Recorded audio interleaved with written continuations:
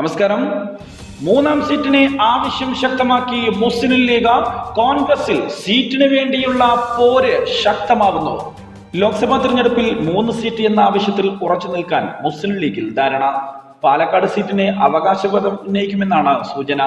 UDFന്റെ seat വിഭജന ചർച്ചകൾക്ക് തുടക്കമിടാൻ UDF യോഗം ഇന്ന് ചേരാനിരിക്കെയാണ് പാലക്കാട് സീറ്റിനായി അവകാശവാദം ഉന്നയിക്കാൻ ലീഗ് നീക്കം നടത്തുന്നത്.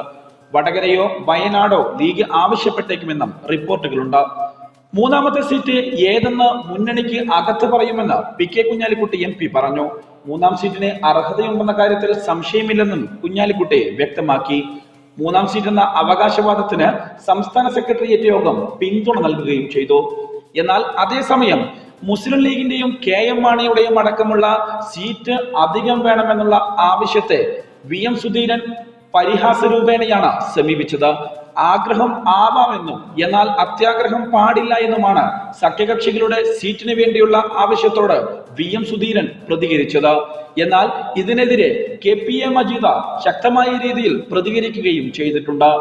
കേരളത്തിൽ കോൺഗ്രസുമായി താരതമ്യം ചെയ്യുമ്പോൾ വലിയ ശക്തിയുള്ള പാർട്ടിയാണ് മുസ്ലിം ലീഗ്.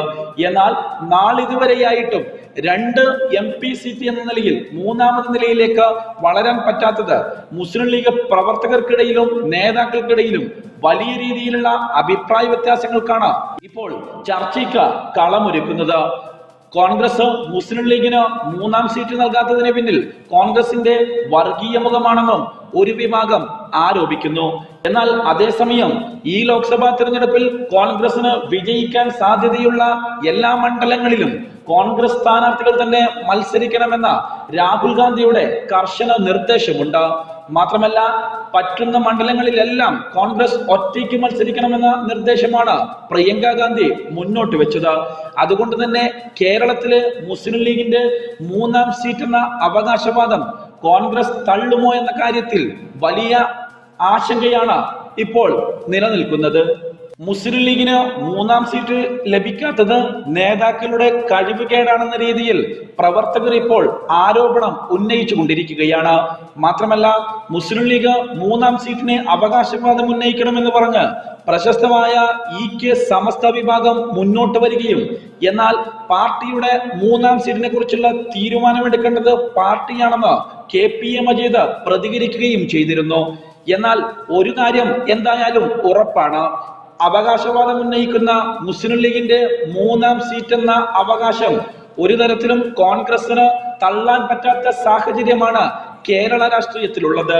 അത്തരമൊരു സാഹചര്യത്തിൽ കോൺഗ്രസിന്റെ ദേശീയ നേതൃത്വത്തിന്റെ സമ്മർദ്ദവും മുസ്ലിം ലീഗിന്റെ നേതാക്കളുടെ സമ്മർദ്ദവും കേരളത്തിലെ കോൺഗ്രസ് നേതൃത്വത്തെ ആശയക്കുഴപ്പത്തിലാക്കുമെന്ന കാര്യത്തിൽ സംശയമില്ല. എന്നാൽ മുസ്ലിം ലീഗും മാണി വിഭാഗവും സീറ്റിന് വേണ്ടി അവകാശവാദം ഉന്നയിക്കുമ്പോൾ കേരള കോൺഗ്രസിനകത്ത് PJ ജോസഫും KM മാണിയും തമ്മിൽ പോര് മുറുകുകയാണ്.